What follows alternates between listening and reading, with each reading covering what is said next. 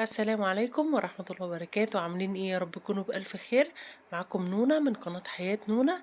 ان شاء الله بقى النهاردة فيديو جديد، وهنعمل مع بعض التشيكن ستريبس الكريسبي كده. ان شاء الله هيعجبكم بخطوات بسيطة، ومكوناته معظمها عندنا. فيلا بينا نبدأ الفيديو ونقول بسم الله الرحمن الرحيم. اول حاجة معايا هنا صدور بانيه. صدور بانيه اللي هي الصحيحة ومتقطعة. المفروض صوابع كده زي ما انتوا شايفين. خلاص بتقطعيها حتت طويلة كده زي الصوابع، بس ايه تبقى عريضة شوية. دي اول حاجة. فهنا معايا كمية من البانيه، صدور البانيه المتقطعة صوابع. تاني حاجة معايا التوابل بقى، البهارات اللي انا هحتاجها في الخلطة. اول حاجة معايا توم باودر، بصل باودر، كل ده معلقة كبيرة، معلقة كبيرة مليانة. توم باودر، بصل باودر، فلفل اسمر، كاري، بابريكا، حبة صغيرة من البهارات. خلاص.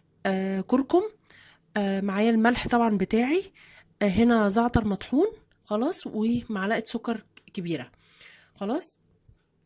تاني بعد كده برضو معايا كوباية لبن، وليمونة، وبيضة، وبصلاية متوسطة.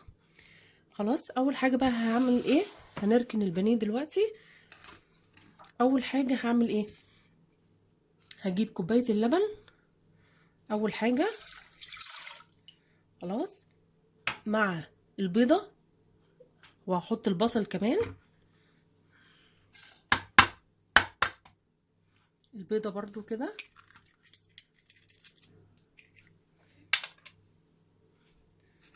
وهنا هقلب التوابل كلها عشان هستخدم التلتين في البتاعة دي. وبعد كده هستخدم حبة صغيرة هقول لكم في ايه. معلش انا في لقطة ما اتصورتش. دلوقتي انا حطيت تلتين التوابل. خلاص هنا اهو. وحطيت الليمونه كامله في هنا اهو مع البصل والحاجات المكونات اللي انا وريتها لكم. وبعد كده حطيت سنه خل اهي، سنه خل اهي. خلاص عشان هي ما اتصورتش. وبعد كده بقى ايه، هقفل وهضرب كل المكونات دي كلها زي ما انتوا شايفين كده. هضرب كل المكونات دي واوريها لكم في الاخر. اهو يا بنات ضربت كل المكونات مع بعض اهي. خلاص. هنزل بقى عليها على صوابع البانيه كده اهو.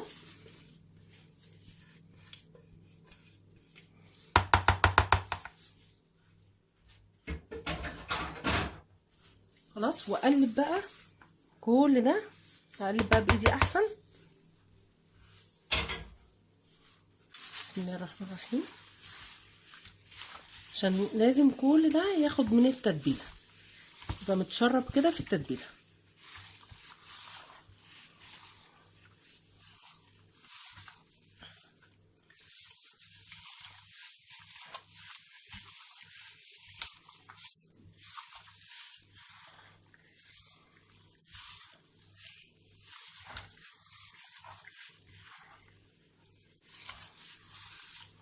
بصي لو انت عايزاها حاره، ممكن تحطي قرن فلفل مع المكونات دي وانت بتضربيها في الخلاط او في الكبه بتاعتك، او ممكن تحطي شويه شطه ناشفين. خلاص. انا كده ايه، كونت قلبت كله في المكونات بتاعتها. خلاص. فانا بقى هسيبها في التلاجة حوالي نص ساعة، ونرجع نشوف هنعمل ايه تاني مع بعض. اهو يا بنات بعد ما قعد حوالي نص ساعة في التلاجة. خلاص. جبت انا كيس وعليه دقيق، طبعا كمية الدقيق اللي انت هتستخدميه على كمية البانيه. خلاص. ودول شوية التوابل اللي انا قلت لكم هخليها بعد كده هحطها كلها على الدقيق زي ما انتم شايفين كده.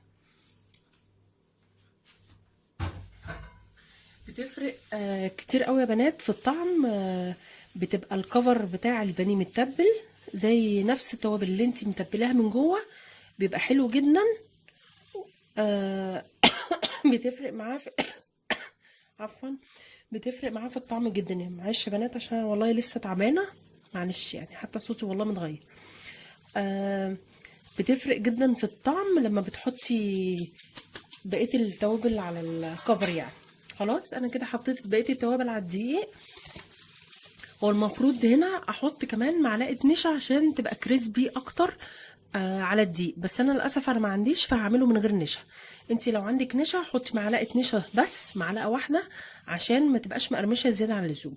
خلاص هبدا بقى اجيب ايه الصوابع بتاعتي كده اهو واهو، واغلب بقى كله كده. عايزه الطبقه دي ماشي، عايزه تعملي طبقه اكتر من كده بتروحي على نفس التتبيله وتبلي تاني كده. خلاص اهو، وهحطها تاني في الدقيق لو انت عايزه الكفر بتاعه يبقى تقيل شويه. خلاص بس انا هعمله مره واحده، هستكفي بمره واحده عشان ما يبقاش ايه يعني كتير قوي. اهو اهو يا بنات، هبدا بقى انا اروح اعمل كل الكميه دي وارجع لكم تاني. خلاص بس لما تيجي تعمليه فرقيه عن بعضه وما تحطوش فوق بعضه عشان ما يلزقش. خلاص هعمل انا بقى الكميه دي وارجع لكم تاني. اهو يا بنات عملت كل الكميه وحطيت كيس هنا فاصل عشان ما يلزقوش في بعض.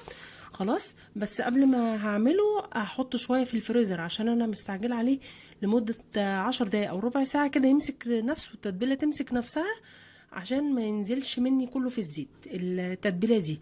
انت لو مش مستعجله حطيه ساعه في التلاجة قبل ما تقليه. خلاص هوريهولكوا بقى وانا بقليه بعد يا بنات. حطيت كله اهو بس ما كبستش الزيت ولا هحركها دلوقتي غير اما التتبيله تمسك نفسها، وبعد كده ابدا اقلبها تاني. اهو يا بنات انا لسه اهو كمان بعمل الكميه التاني.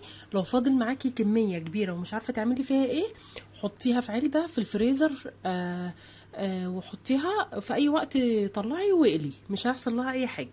بصوا بقى الجمال، هو بيبقى لونه كده ذهبي كده، ما بيبقاش اكتر من كده عشان ما يتحرقش منك. بس كده. ولو انتوا بقى عايزين ايه ممكن تعمليه كمان للاطفال مثلا، تحطيه كده في سندوتشات مع خس بقى وحاجات زي كده اهو، هيبقى حلو جدا معاكي. لحظه واحده، تحطي بقى عليه الكاتشب وفلفل الوان زي ما انا هعمل كده اهو، بيبقى حلو جدا السندوتشات. الساندوتش ده يا بنات بيبقى غالي جدا بره. طبعا احنا عارفين كمان السندوتشات الستريبس والشفا. بس لو عجبكم الفيديو يا بنات ما تنسوش تعملوا لايك وسبسكرايب، اشتراك في القناة، وتدوسوا على علامة الجرس عشان يوصل لكم كل جديد من فيديوهاتي. والسلام عليكم ورحمة الله وبركاته.